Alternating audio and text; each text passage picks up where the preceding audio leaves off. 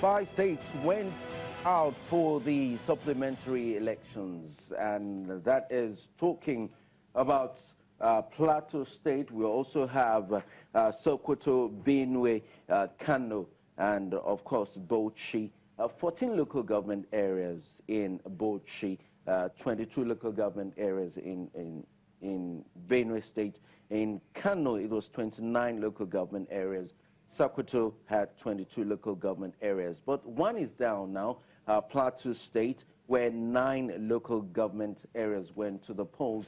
The results are out by a simple majority. The candidate of the All Progressives Congress, APC, Mr. Solomon Lalong, the incumbent governor, has emerged winner with 595,582 votes, beating his closest rival, the candidate of the People's Democratic Party, PDP, who polled 546,813 votes. And that's talking about Mr. Jeremiah Hussaini, the candidate of the APC, the incumbent governor, won by simple majority. But let's just quickly give you a rundown of how the elections went yesterday. Collation of results in the governorship supplementary election continued in those 5 states where the polling took place yesterday. While the exercise is yet to begin in Bauchi, no collation is going on there yet. We'll get to that in the course of the new day. Results of 16 out of 22 local government areas have been announced in Benue State, and they have been collated.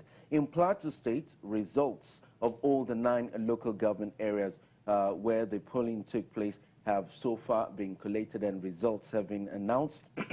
We just told you that the incumbent governor has retained his seat for another 4 years. In Sokoto State, however, the collation of results has been adjourned till 9 a.m. later this morning. But before the adjournment, the results of 21 out of the 22 local government areas where the election took place had been collated. Meanwhile, results of 26 local government areas out of the 28 local government areas where election held in Kano State have been collated so far. While the governorship in Kano State, before I leave that, they're going to return to collation of results at 10 a.m. But while the governorship supplementary polls took place in 5 states, state constituency supplementary elections also held in 17 states and the Federal Capital Territory. Mr. Awunuga, yes, please. Would you say that having to do supplementary elections in these 5 states so far, would you say it's been worth another 2 weeks of wait? Well, it is because those who conducted the elections is not an easy party.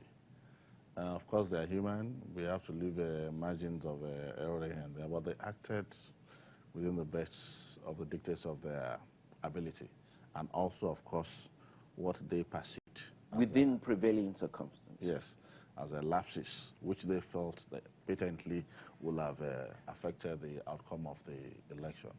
So in doing that, I think by and large the intention was to respect the wish and the will of the electorate, because those who went out to cast their ballots, the intention was for it to count. So if there were impediments which they felt that substantially these things could affect the outcome of the election, and they decided to call for a runoff, I think we should credit them. If eventually 1 or 2 of these matters now go to court, like I said, we'll eventually have a benchmark, because I'm sure 1 or 2 of these matters will eventually land at the Supreme Court. There will now be a benchmark that, okay, in future, for a matter to qualify to come up as a runoff, there must have been clear evidence of this, or so, and so. But so far, so good, it is worth it, because no price is too much to pay. We have committed all these billions for the election. I think the best thing is to do it right.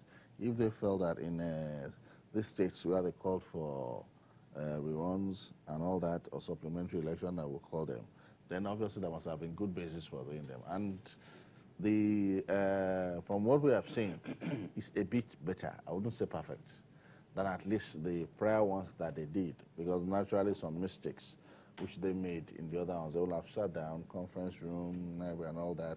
Okay, this is what we noticed that happened there.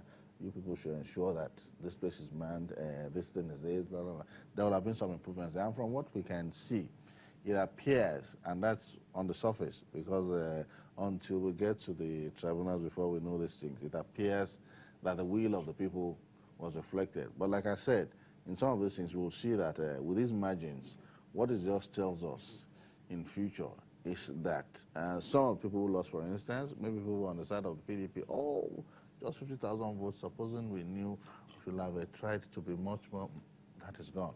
But it will still help to deepen the electoral process, because in future, a lot of people who decided either to take a nap or were watching Premiership or doing all sort of other things while this was going on, I think in future they will take it more seriously.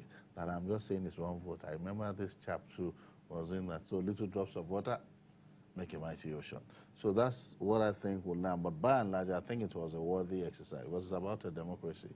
So we are trying as much as possible to get a perfect result. Of course, it can't be 100% perfect, but the important thing is, like they say, oh, they've done it to the best of their ability.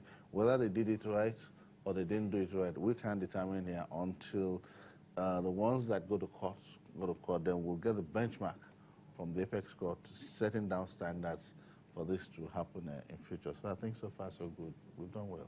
All right, Mr. Wednesday. Mr. Owunuga said, well, largely, we wouldn't say that the 2 weeks have been a waste. But let me also point out that election observers have pointed out the fact that there was so much intimidation. Both voters, election observers, and even journalists. For instance, in Cano, we can't sweep that under the carpet. What would be your own assessment, and how do we deal with it? Well, there's the intimidation was real, and you know, I saw part of it. And what the government we should do going forward is to really sensitize the people, you know, those who are voting. And there are some videos that went viral before the elections, and they dramatized it well. One politician calling a supposed thug to go and execute some you know, thuggery. And they said, okay, your son must be in front, your daughter must be in front. And they said, how can? They can't do that kind of thing. So I think by the time we begin to sensitize the people, especially those who are being used to cause that wahala, then the better for us. And again, using the military and the police to execute some of this intimidation is also part of desperation on the part of the politician, you know, who has access and all that.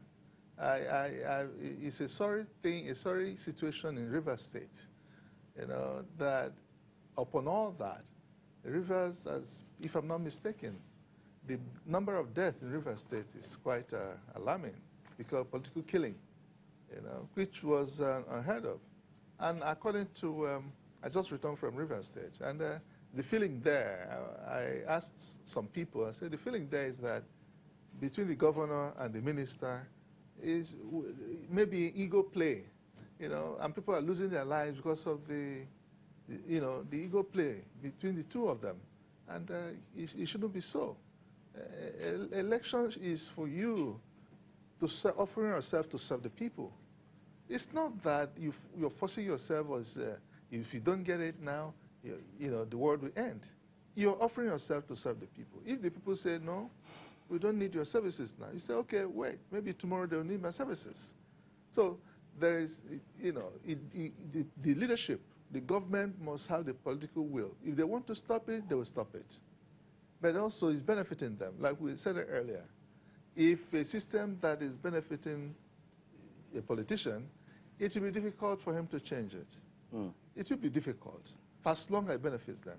But when they decide to really say, okay, in all of this, let me be a tragic hero and get into this bad situation, turn it around for good, so that subsequently we'll begin to have good, proper elections. And again, this experience, this supplementary election, brings something to mind. Should we begin to look at, if we must continue with this system, to look at staggering some of these elections? If it is maybe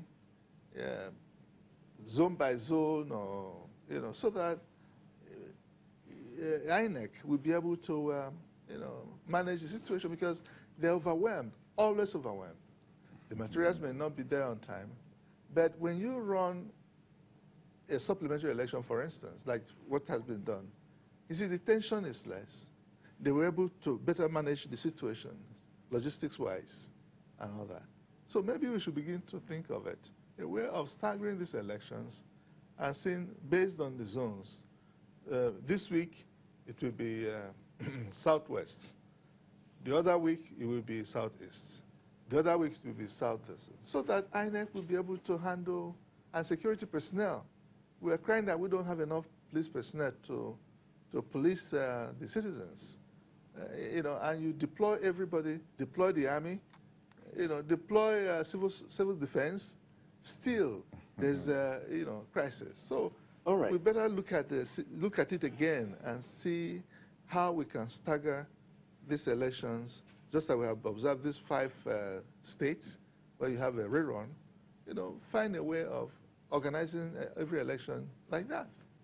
All right, it's about 5:15, and I believe that some people might just be waking up and trying to find out, okay, what did I miss since I went to bed last night?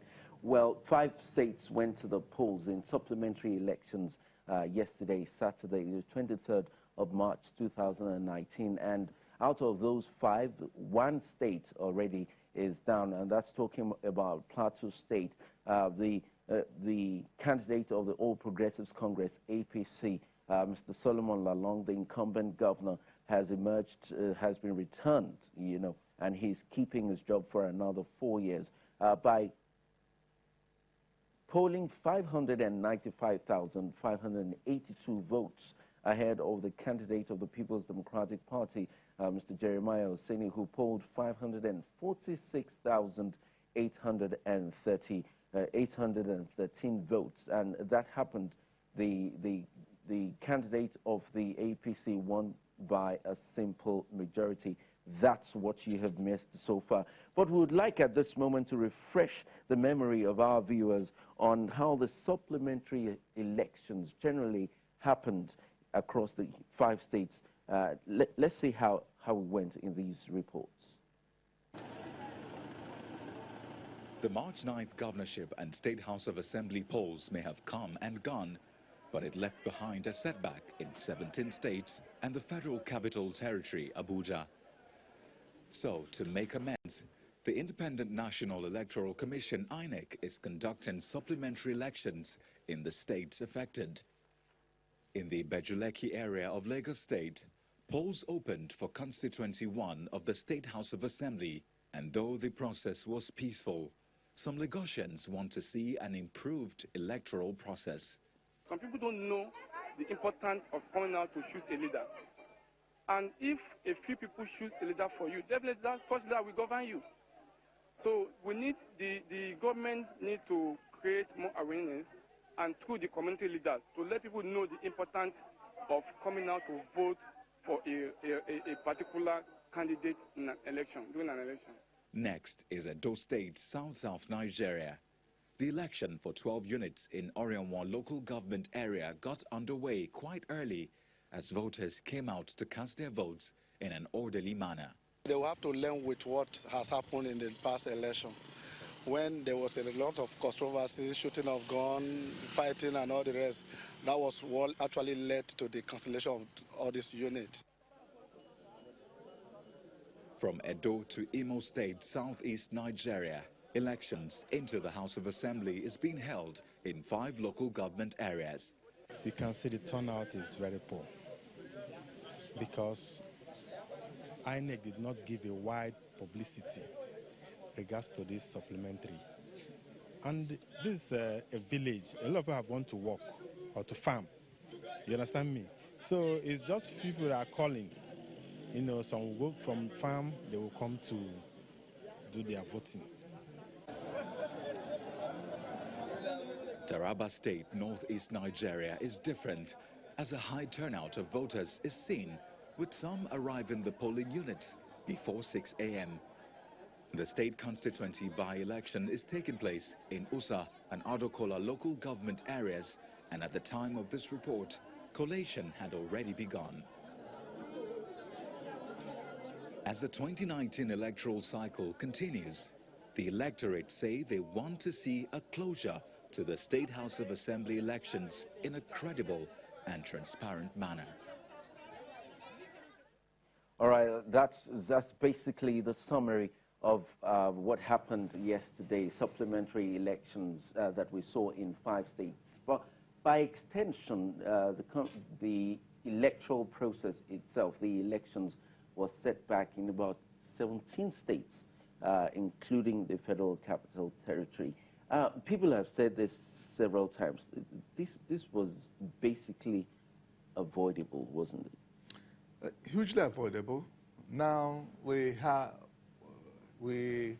incurred a whole lot of costs, in conducting this thing, both in human resources, both in time, both in naira, both in dollars, in all manner of currencies. And, businesses also have been at standstill because of all this. You go to anywhere to do business, they tell you, wait until after elections. And it's a whole lot. And I'm not pleased at all about, that we have to do this after all the resources be given to INEC, after they fixed the date of the election 4 years ago. Immediately the current chairman came into office. He announced the date for the elections, and the date did not change basically, And the last minute, you now have changed some elections. So it is not the best, but what can we do? But the INEC as an institution should be rejigged. And they should come up, deploy more technology, and they had to wait for somebody with a result, with police and army escort, to travel miles and hours to the city center just to bring that result that could have been done with the phone or any other means, email, or any other means that they could communicate. It is not so.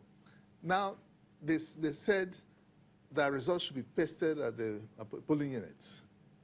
At a point, they changed it. Say, don't post any of this thing, leave everything, come to the city center for this thing. I mean, that is making simple matters difficult, complex. I don't understand the complexity in conducting simple elections, announcing results. Now you make it look as if you're going in a war zone. So people see it as going to war, throwing in everything they have, into that election. And that's why you have all this desperation, frustration, and stuff like that, and killings that go with it. And it shouldn't be so. So INEC must sit down, like the chairman said recently, that there should be a national conference on how elections are conducted in Nigeria. And I think that you don't even need a national conference on that. It's something, that's another waste of resources. What you need to do is to rejig and make INEC really, truly independent. Truly independent, void of any external influence. That way you'll be able to, even you can say, no, I know that the president appointed you as chairman of INEC. You can turn around and say, look, no. And the law could be made that, for you to choose this, maybe a National Assembly or so could let someone else choose a, INEC chairman to make sure that they're truly independent. So whatever needs to be done to make INEC truly independent, that should be done, because INEC is not independent. As we have INEC today, they're not independent. They're also under the whims and caprices of all these politicians, especially those that put them there. So it's a sad situation. And elections should be concluded once and for all, not inconclusive. And things must be done differently from now on. I don't expect that by 2023 that we'll go through this process. But again, that is my fear. The beat could go on. We have had motion but no movement. It's about time we had movement. We should have movement now, not motion. We've been in this place for too long. 2014 was better than 2015. 2011 was better than 2015. Now, 2019 is even worse than 2015, both in costs, money-wise, in what it costs the economy, and also what it costs in human life. It's terrible. It's not encouraging at all. If you look at the social media, especially Twitter, Cano particularly was featured very prominently amongst all the issues that trended yesterday. Let's give you, in retrospect, what happened in Kano State, as reported by our reporter covering the polls there, and Nanchin Vincent. Take a look.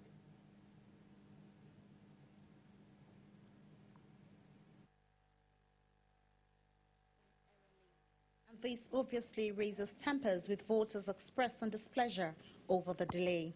Even now you can see a lot of Kaiwas and a lot of people, and 90% of those people we are seeing, they don't have a card here to vote, but they are here. And we don't know why they are. If you don't have a vote to vote in this area, why should you come in the first place? Rather, they were here trying to create, because they didn't want even the election to hold. Some polling units had heavy security presence, while others had disruptions by thugs who were unwanted guests in their area. The Deputy Inspector General of Police in the state, Michael Ogbizi, confirms reports of the attacks, and he says the situation is under control. Well, the crisis you heard about is either youth, youth, underage youth, friendstones, and that one, pockets of them, and then that one is was taken care of, and it had no effect on the voting, on the voting at all. Voters turned out and voted. A former governor of the state, Rabiu Kwankwaso, decries the high level of violence in the elections in some parts of the state, and he is calling the attention of relevant authorities. There's very quite few places where there was election, especially here in the city. But the overwhelming places, there was no election because the whole place was taken by thugs. People were going around with ballot papers, with result sheets, writing what they wanted, and submitting it to the INEC officials. So our prayer actually is to see how this election can be cancelled and rescheduled again, so that we can have a better and, of course, free and fair election here in Kano. Returning officers have begun to bring in their results from the local government areas in the state. The rerun election took place in 28 local government areas today in Kano State, and we're expecting that as more returning officers from the different local government bring in their results, the collations will start at the headquarters. From INEC headquarters in Kano, Nanchin Vincent reporting for Channels Television News. There you go, our correspondent Nanchin Vincent reporting the elections that took place in Kano. Even though it's been concluded now, the exercise has been concluded, but that's not without, we've seen reported cases of thugs infiltration, heavy security presence, attacks, calls, I mean, ballot box snatching and all sorts, which has precipitated some people calling for the cancellation of the votes, as we saw in the report we just listened to. If you look at the whole gamut of all the incidences, Mr. Awunuga, would you say that it's adequate enough to justify these calls for cancellation and call for rescheduling of the elections? Is it adequate enough? No, because just like everything, there's no perfection there. We know because the people conducting these things, they are not extraterrestrial beings, they are not angels. They are regular human beings like you and I. Now, but are we going to say because of pockets of... Would you really call that pockets? Because this is a major thing. This is what's sort of upsetting people. We seem to be downplaying these things. People were attacked. Some people were harassed such that they had to go back to their homes and they were disenfranchised. But the police has said, they've sort of downplayed this and said, well, it's pockets. Well, I think the way I still look at it, I still maintain there are some areas that are volatile naturally, and depending on the timing too. Of course, Cano is hot at this point in time because we can see the heavyweights who are involved there. If, for instance, the gentleman who just spoke, oh, we are looking forward to it. If it was the other way around, you won't hear that talk. I'm not saying that they are losing out or that they won't win, but the bottom line is how many times are we going to keep postponing this thing because of imperfections? They are the ones who should call their supporters to order. Just like, for instance, I have to digress a bit. If you look at sports, if your supporters are really, for instance, maybe the Premiership, maybe they invade the field, they do all that and stuff, they hold you accountable for them. This one more or less true. We can't keep on hoping and praying as if God himself is going to come down and fix elections for us. It's not possible. The elections we are going to do are the elections we can do to the best of our ability. And we're not going to call our colonial masters to come and help us conduct the elections again that we didn't get it right. So the challenge I have there is, at the very minimum, if in spite of this, I will still insist there are irregularities. I don't want to call them widespread, because at times some of these things, the way they are done, and then the more we start asking, was INEC really on ground at all? So, and it's hard. So, but the prominent ones, it's just like bad news. It travels fast. That's why I was forced to use the language pockets of violence. Are we going to say that in the entire Kano state, that incident is what happened throughout in all the areas that they wanted to do the run? That's not possible. So, but in the areas where these things happened, they are given so much prominence as if, oh, that is the be-all and the end-all. Because this thing happened in this segment, let us cancel Kano elections and start again. Then when are we going to have an end to this? So at least, for now, those who are coming out for the elections, they know that definitely this race, I mean, it has its own rules, just like every other one. You are contesting for this. Why don't you just simply mobilize your supporters, tell them what we expect of you only is just to go there, vote, and leave the rest. So because no party, will ever own up to be the one involved in voter intimidation, vote buying, or snatching, then where does that take us? Are they going to do it around 5-6 times because someone is complaining? It's a good place to take a break. We'll bring you more reports as things went down in more of the states after now. Join us again.